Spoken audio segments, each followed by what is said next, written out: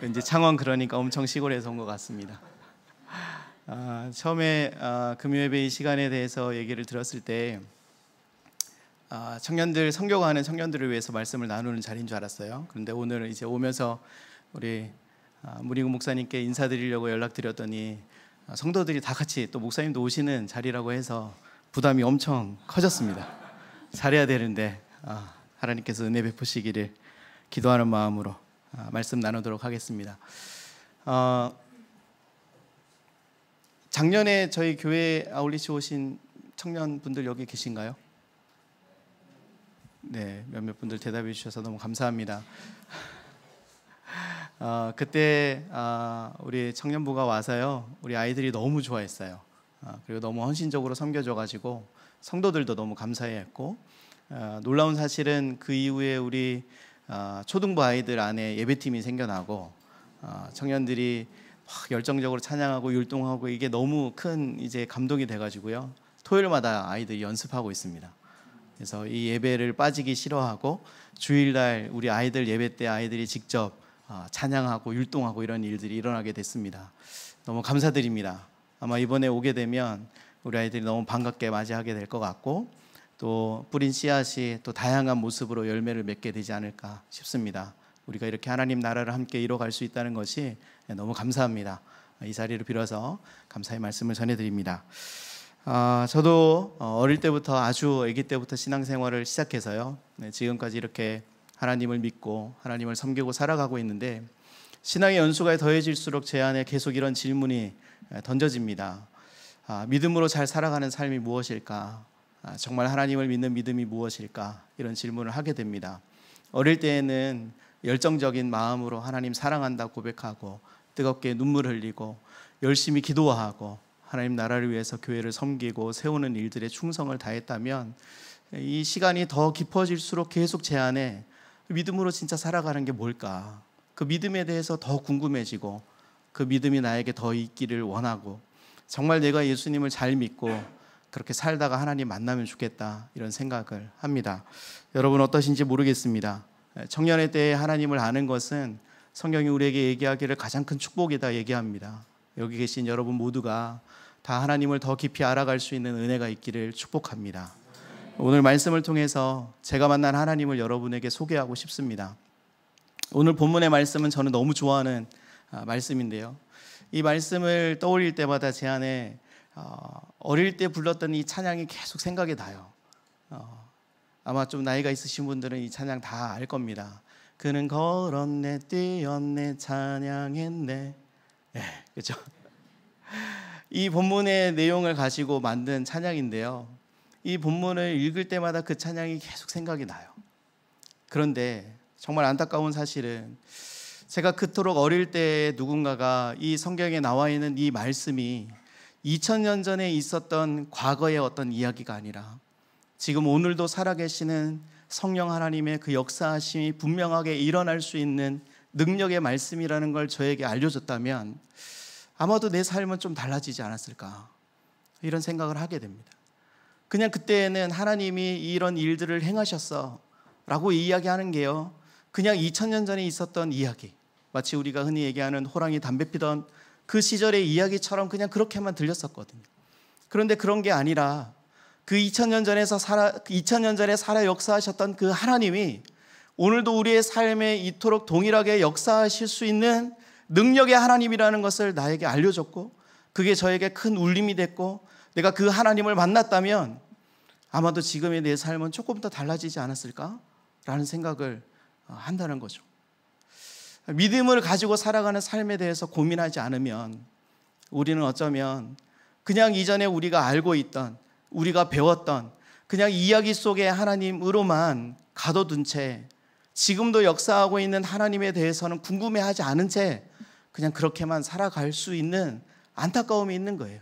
그래서 오늘 이 말씀이 그냥 익숙한, 너무나 잘 알고 있는 말씀으로 들려지는 것이 아니라 오늘 저와 여러분에게 도전하시고 살아계시는 그 하나님이 말씀하시는, 저와 여러분의 심령 가운데 들려지는 은혜의 말씀이기를 축복합니다. 이 말씀을 통해서 나누고 싶은 이야기는요, 우리의 믿음의 눈이 떠질 때 어떤 일이 일어나는가, 예수 그리스도의 이름에 능력이 있다는 것을 경험하는 삶이 얼마나 놀라운가라는 거예요. 제가 어릴 때부터 정말 하나님을 열심히 믿었어요. 제가 설교할 때 가끔 이런 얘기해요. 저는 청년 시절에 교회를 떠난 적이 없습니다. 정말 열심히 충성이었던 사람이에요. 야구장 한번 가보지 못했던, 그냥 수요일이고 금요일이고 주말이고 그냥 늘 저는 그냥 교회에서만 살았어요. 그런데 제 삶에 역사하시는 성령 하나님에 대해서 눈을 뜬 거는요, 삼위일체 하나님에 대해서 눈을 뜬 거는 그리 오래되지 않았습니다. 마치 이런 거예요. 우리가 맛집에 대해서 늘 얘기를 많이 하지 않습니까? 어디가 맛있다. 아무리 그 맛있는 집에 대해서 소개를 받고 들어봐도 정확한 묘사와 설명을 들어도 그 음식을 직접 맛보기 전까지는요, 그게 무슨 의미인지 몰라요.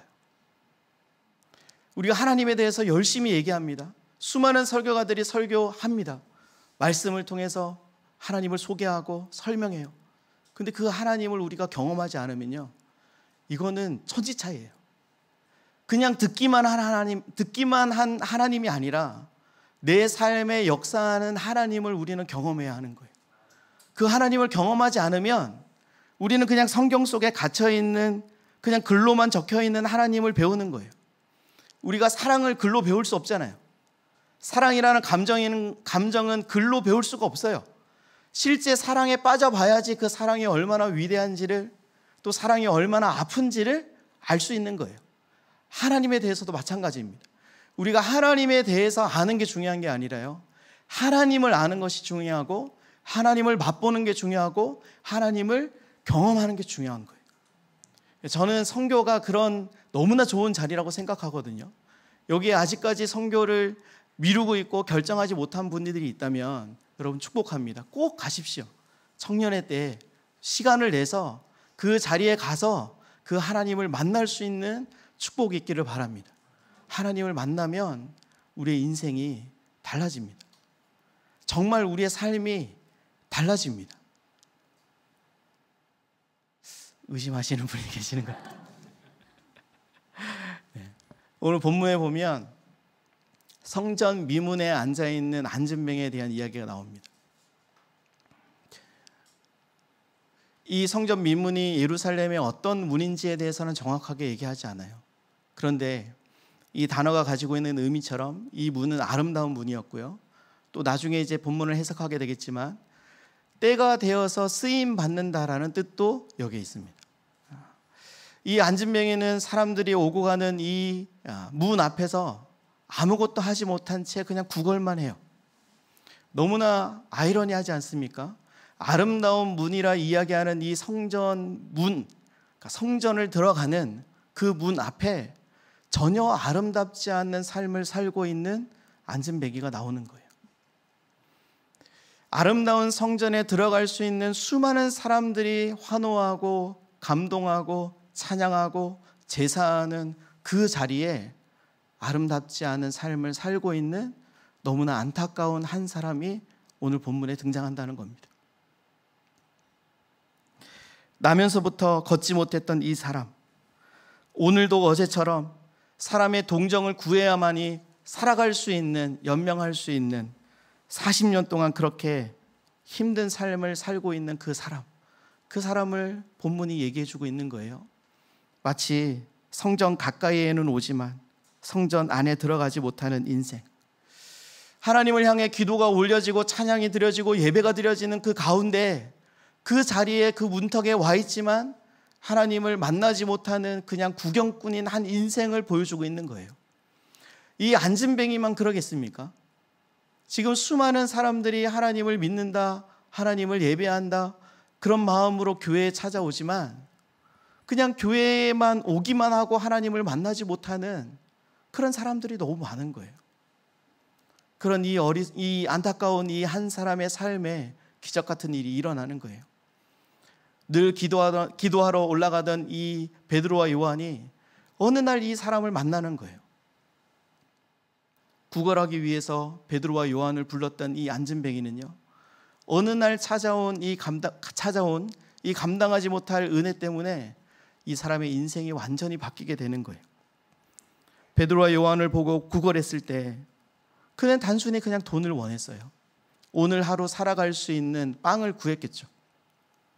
그런데 하나님은 그가 생각했던 것보다 훨씬 더 큰 거를 준비하신 거예요. 예수 그리스도의 이름의 능력, 이것을 이 사람에게 선물로 주시는 거예요. 베드로가 이렇게 선포하죠. 베드로가 이르되 은과 금은 내게 없지만 내게 있는 이것, 예수 그리스도의 이름을 내게 준다. 일어나 걸어라 라고 선포하는 거예요. 이건 그냥 단순한 선포가 아니었어요. 베드로의 이 선포는요, 믿음의 확신이었고 살아계신 예수님의 권위에 대한 신뢰의 고백이었어요. 그냥 단순히 주문을 외우는 듯한 말로 베드로가 이야기한 게 아니라는 거예요.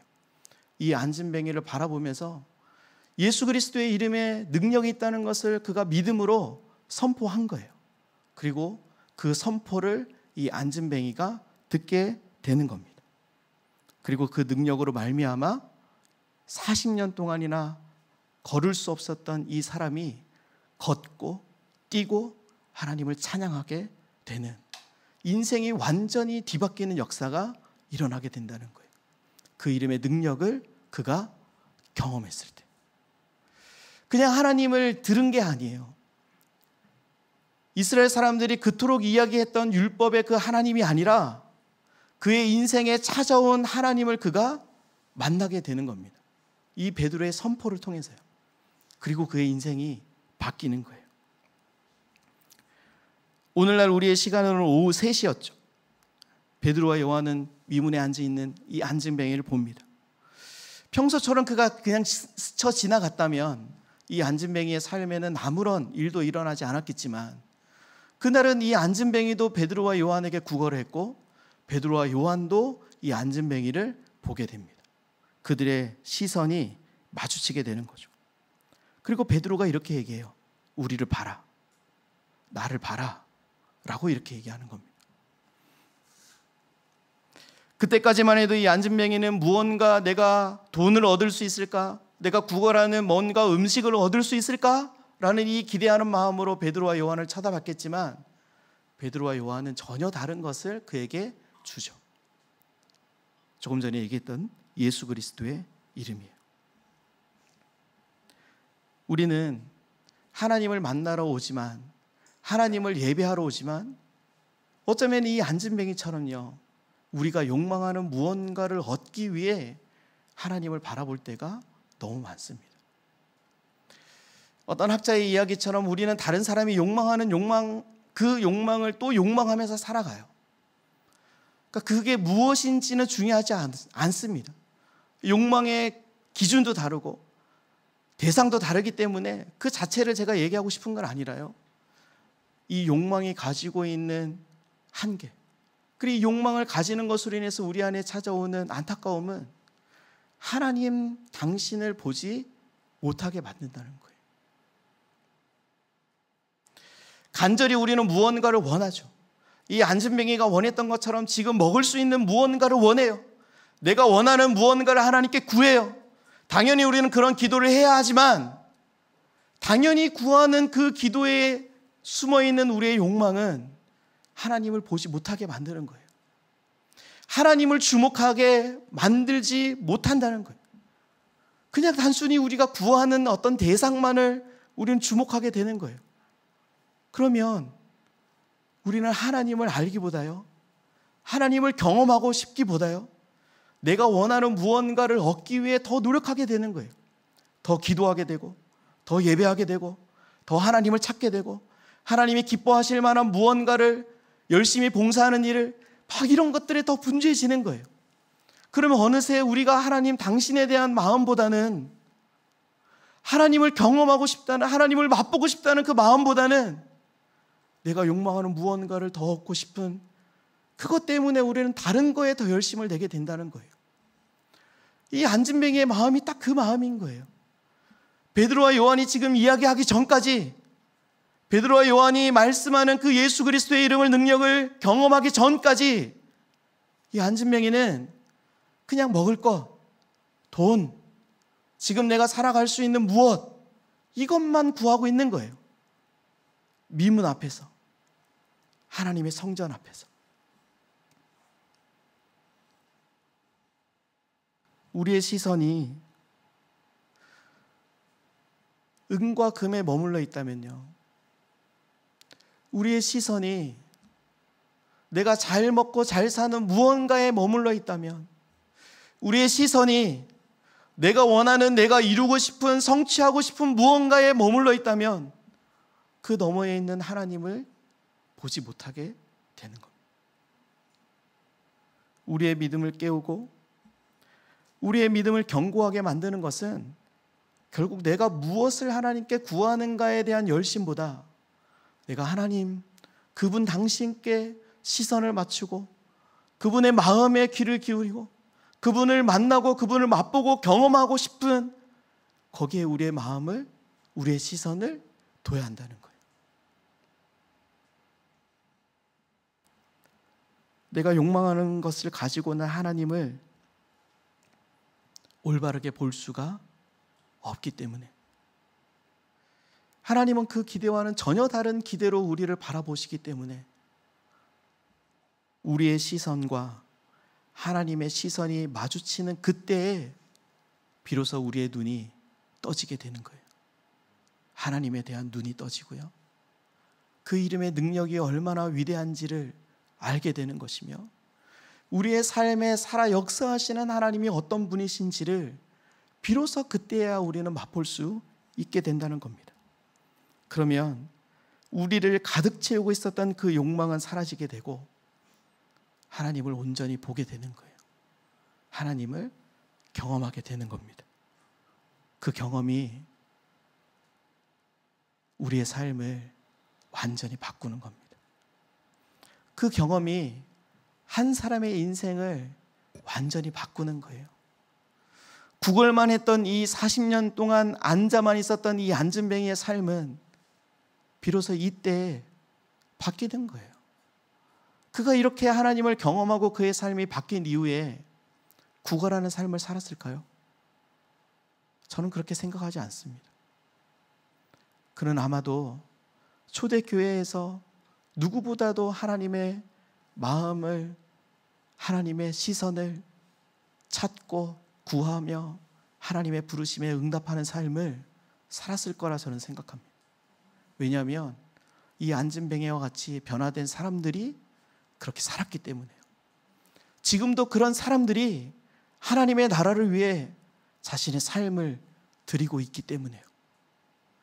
그런 하나님을 만난 사람들은요, 가만히 있을 수가 없는 거예요. 이 안진뱅이가 가만히 있을 수가 없었어요. 하나님의 능력을 경험하고 나서 그가 그냥 일어나서 내가 나았네? 그러면서 자리 들고 갈 수가 없었던 거예요. 성전 안에 들어가서 걷고 뛰고 하나님을 찬양할 수밖에 없는 인생이 되었다는 거예요. 그게 하나님을 만난 사람들이 경험하게 되는 놀라운 신비로움인 거예요. 그 은혜가 저와 여러분에게 임하기를 축복합니다. 우리는 이것을 온전한 회심이라 얘기해요. 그렇게 하나님을 만나고 나면요, 우리의 삶이 바뀌는 거예요. 우리의 믿음이 바뀌는 겁니다. 아니, 어떻게 그냥 주일날 와서 예배 드리는 것으로 삶이 그냥 끝나겠어요? 그럴 수가 없어요. 우리의 삶을 드리는 겁니다. 또 다른 누군가가, 또 다른 안진뱅이와 같은 삶을 살고 있는 그 사람에게 하나님의 능력이, 예수 그리스도의 이름의 능력이 필요하다는 것을 누구보다도 잘 알기 때문에 그런 사람들을 찾아가게 되어 있어요. 그런 사람들을 위해 기도할 수밖에 없고요, 그런 사람들을 위해 헌신할 수밖에 없는 겁니다. 그렇기 때문에 우리가 선교를 가는 거예요.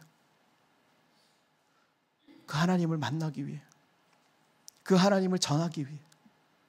우리가 불렀던 찬양의 가사처럼요, 다른 사람들에게 이것을 전할 수밖에 없게 되는 거죠. 근데 베드로의 이 선포는요, 그냥 선포로 끝나지 않았다는 게 너무 중요합니다. 7절 말씀 우리 같이 한번 읽어보겠습니다. 7절 말씀.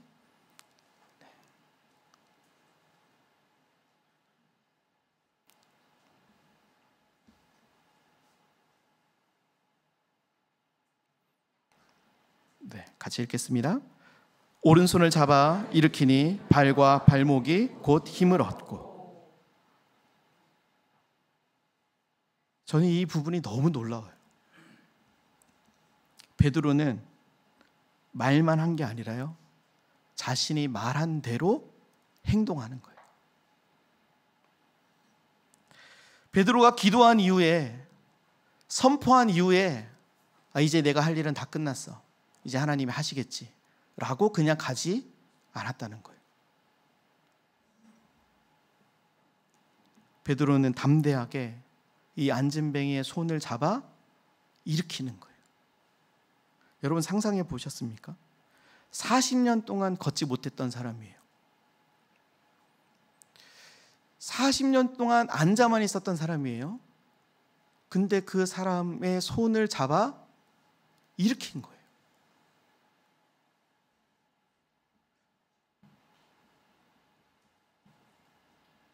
제가 DTS를 2016년에 받았거든요. 부목사 열심히 하다가 갑자기 어떻게 가게 됐어요. 그리고 아울리치를 제가 케냐와 남아공을 갔는데요, 남아공에서 3년 넘게 병상에 누워 있었던 어떤 할아버지를 만났어요. 우리 팀이 정말 예수 그리스도의 이름으로 기도할 때 하나님께서 놀라운 일을 일으키셨거든요. 수많은 기적들을 베푸셨어요. 그랬더니 그 현지 목회자가 저희를 구역예배 같은 곳으로 이렇게 데려갔는데, 정말 지금 생각하면 거기를 어떻게 갔나 모르겠습니다. 아무튼 어려운 데요, 위험한 곳이고. 갔는데 침대에 누워있는 할아버지였어요. 3년 이상 누워있다 그랬어요. 그러니까 봤는데 뼈하고 가죽만 있어요. 다리에 근육이 없는 거예요. 근데 우리 보고 기도해달라는 거예요. 이 사람을 낫게 기도해달라 이렇게 얘기하더라고요. 그 할아버지를 보면서 이 본문의 말씀이 생각이 났어요. 3년 이상 누워있는 이 할아버지도 이렇게 뼈밖에 남지 않았는데 40년 동안 걷지 못했던 사람이라면 그 다리가 어땠을까? 그런데 그런 안진뱅이를 보고 베드로가 예수 그리스도의 이름을 내게 주고 내가 선포한다, 그러면서 손을 내밀어 일으킨 거예요. 베드로에게 정말 하나님이 일하실 것이라는 믿음이 없었다면요, 할 수 없는 행동이었어요. 예수님이 중풍병자 걸린 사람에게 네가 죄 사함을 받았다라고 얘기하지 않습니까? 그때 같이 있던 무리들이 뭐라고 얘기했냐면, 예수님이 누구기에 도대체 죄도 사할 수 있는 권능이 있나라고 이렇게 얘기했거든요. 근데 거기에 대한 예수님의 대답이 너무 생뚱맞아요. 야, 봐봐, 뭐가 힘들겠어? 자리에서 일어나 걸어가라 라는 말과 내가 죄 사함을 받았다 하는 말 중에 뭐가 어렵겠냐 라고 물어보거든요. 뭐가 어려울까요? 죄 사함을 받았다라고 말하는 거는요, 그냥 말이에요. 그냥 선포예요. 그거는 누구나 할 수 있는 말인 거예요.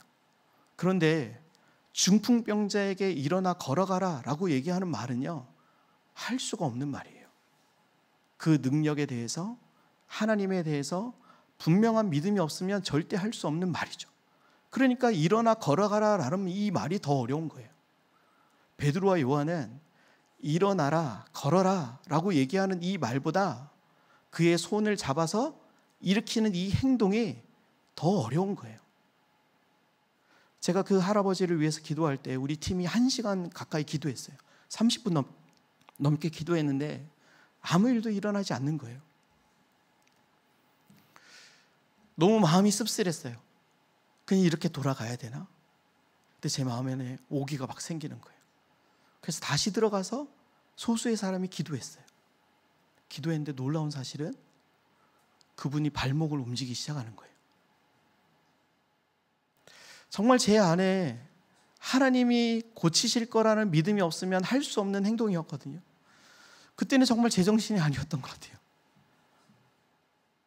누군가가 왜 기도하냐고 물어보면 내가 정말 믿음으로 기도하는 건지 아닌 건지가 드러나는 순간이잖아요. 우리는 너무나 쉽게 그냥 기도한 것으로 끝낼 때가 많은 거예요. 우리의 믿음이 드러나는 순간은 물론 기도의 순간도 있지만 그 기도에 대한 우리의 행동, 우리의 결정, 그렇게 살아내기로 결단하고 살아내는, 행동하는 그 순간에 우리의 믿음이 드러나는 거예요.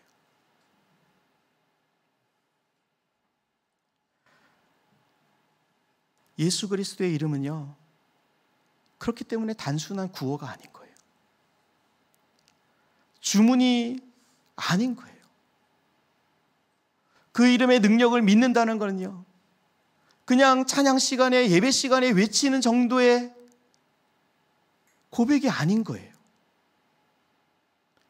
예수 그리스도의 이름의 능력을 믿는다는 것은요, 우리가 고백하고 우리가 기도하고 우리가 외치고 선포하는 대로 우리가 살아내는 거예요. 우리가 그렇게 행동하는 거예요. 그럴 때 하나님의 능력이 나타나는 겁니다. 성령의 역사가 일어나는 거예요. 이거는 말로 설명하기가 너무 힘든 겁니다. 그런 선포대로 우리가 행동하고 결정하고 그렇게 살아내는 거는 말로 설명이 안 되는 거예요. 그걸 경험해 보지 않으면 알 수가 없는 거예요. 아무리 뛰어난 설교자가 미사오그를 섞어서 설명해도요, 설교해도요, 내게 되지는 않는 거예요. 내가 직접 이 말씀대로 선포하고, 이 말씀대로 기도하고, 이 말씀대로 손을 내밀어 일으키는 이 결정, 이 행동을 하기 전까지는, 그리고 그 다음에 역사하시는 하나님의 능력을 보기 전까지는 우리가 알 수가 없는 거예요. 저는 많은 사람들이 비판하는 이 비판에 대해서 동의하지는 않지만, 그래도 안타까운 거는요, 교회가 이 세상 속에서 영향력을 잃어버렸다는 거예요. 예수 그리스도의 이름에 능력이 없어서 그럴까요? 아닙니다. 예수 그리스도의 이름의 능력은 2000년 전에도 있었고 지금도 있고 앞으로도 있어요.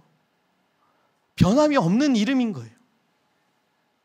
단 한 가지, 그 이름의 능력을 믿고 그렇게 살아내는 사람이 적어진 거예요. 어떤 단체에서는 이런 모습을 종교적인 그리스도인이라고 얘기해요. 너무 안타까운 비판이에요. 저는 너무 듣기 싫은 얘기거든요. 그런데 부인할 수가 없어요. 왜냐하면 이 하나님을 만나기 위해서 애쓰지 않는 거예요. 이 하나님의 능력이 얼마나 위대한지를 보려고 애쓰지 않는 거예요. 그 삶에 하나님의 능력이 나타나는 것에 대한 갈망이 없는 거예요. 그냥 교회에 와서 정해진 시간에 기도할 때에만 외치는 거예요. 아니요. 예수 그리스도의 이름의 능력은요, 교회에서만 불려지는 능력이 아닌 거예요. 우리가 살아가는 삶의 자리에서 있는 거예요. 우리의 가정에서 있고 우리의 직장에서 있을 수 있는 것이고, 우리가 예수 그리스도의 이름의 능력을 보여주는 삶을 살 때 사람들은 놀라는 거예요.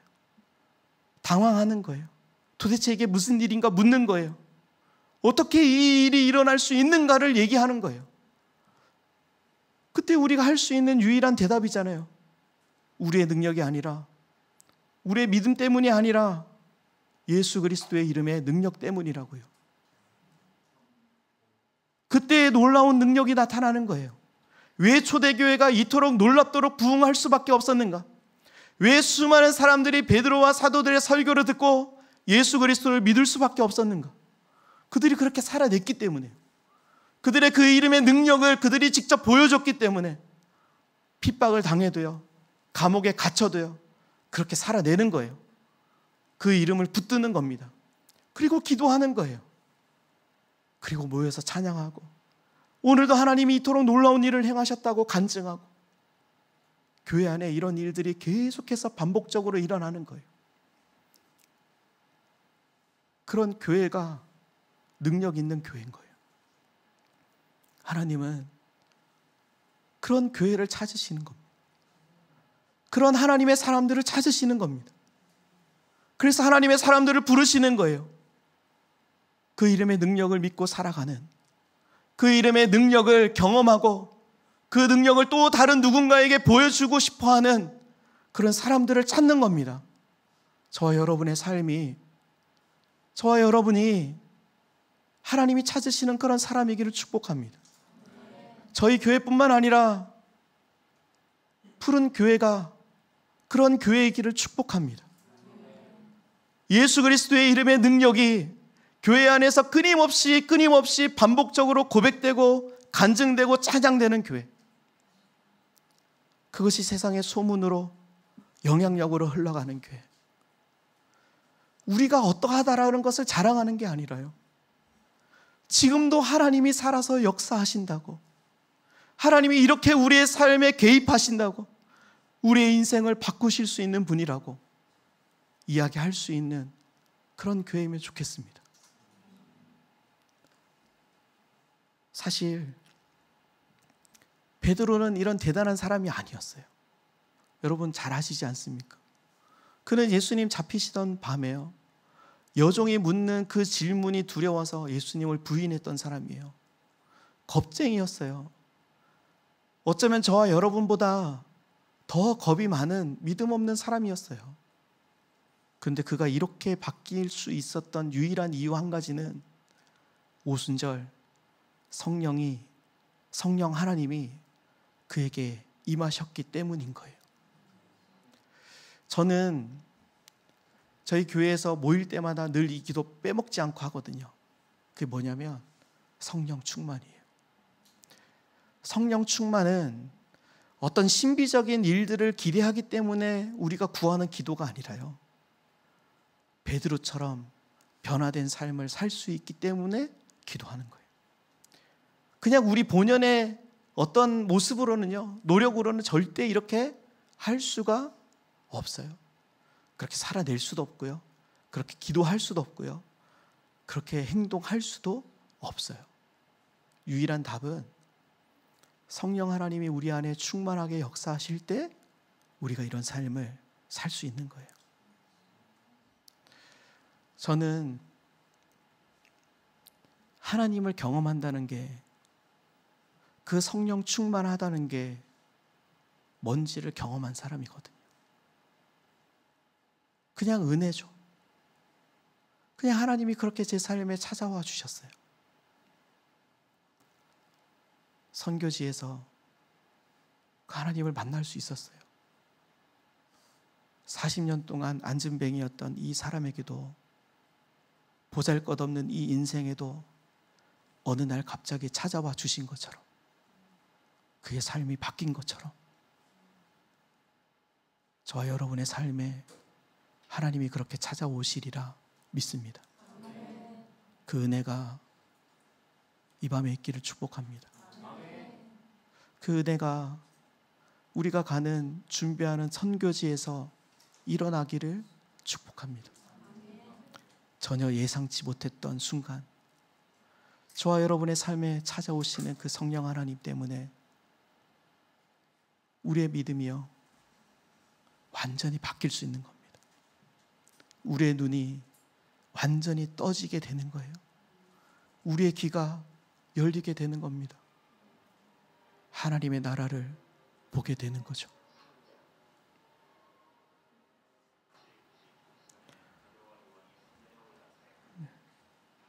이제 마치라고 하는 것 같습니다. 마무리하겠습니다.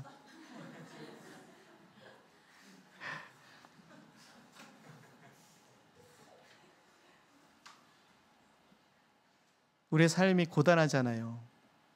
제가 어제도 우리 교회 집사님 한 분의 문자를 받았는데, 한 주간의 삶이 그 문자를 보는데 너무 고단해 보이는 거예요. 그런데도 말씀 붙들고 하나님 말씀대로 살기 위해 발버둥 치고 있다 얘기하는데요, 너무 마음이 아프더라고요. 우리의 삶이 힘들기 때문에 때로는 이 안진뱅이처럼요, 그냥 미문 앞에 주저앉아 있고 싶을 때가 있어요. 왜 그렇지 않겠습니까? 원치 않는 질병 때문에, 원치 않는 실패 때문에, 원치 않는 어떤 아픔 때문에 그럴 수 있습니다. 그러나 우리가 포기하지 말아야 하고 소망을 가져야 하는 이유는 그런 우리의 삶에 하나님이 찾아오시기 때문이에요. 40년 동안이나 힘들게 살았던 이 안진뱅이에게도 어느 날 찾아오신 주님처럼 우리의 삶에도 하나님이 찾아오시는 거예요. 그래서 우리는 포기하지 않고 또 기도하는 거죠. 오늘 불가능한 것처럼 느껴져도, 응답이 없는 것처럼 보여도 또 한 번 더 힘을 내서 기도하는 겁니다. 그러면 전혀 예상치 못했던 우리의 삶의 순간에 하나님이 찾아오실 겁니다. 그리고 저와 여러분에게 예수 그리스도의 이름의 능력이 얼마나 대단한지를 보여주실 거예요. 그때 우리가 하나님을 더 깊이 찬양하는 은혜가 있기를 원합니다. 말씀을 준비하면서 밑에서 기도하는데요, 하나님 이런 감동을 주셨어요. 이 중에도 혹시 매여 있고 눌려 있는 사람이 있다면 이 말씀처럼 일어나 걸으라, 주님 말씀하고 싶으시다고요. 그래서 여러분 기도해 드리고 싶습니다. 우리 같이 통성으로 기도할 때 이 예수 그리스도의 이름을 붙들고 그 이름의 능력으로 일어나 걸으라 말씀하시는 주님의 음성을 듣기를 우리가 결정하고 기도하십시다. 하나님 우리에게 말씀하십니다. 이 안진뱅이에게 말씀하신 것처럼요, 저와 여러분의 영혼에, 심령에 말씀하십니다. 사랑하는 딸아, 사랑하는 아들아, 이제 일어나 걸어라, 일어나라. 주님 우리에게 말씀하십니다. 내 감정에 혹은 내가 가지고 있는 그 불신에 우리의 마음을 두는 게 아니라요, 오늘도 살아 역사하시는 하나님, 이 능력의 주님께 우리의 마음을 두고 우리의 시선을 두고 함께 기도하십시다. 하나님, 내 영혼 가운데 말씀하셔서 일어나게 하여 주십시오. 자유케 되게 하여 주시옵소서. 충만함이 우리 가운데 있게 하여 주시옵소서. 그렇게 우리 주의 이름 부르며 함께 기도하십시다. 기도하겠습니다.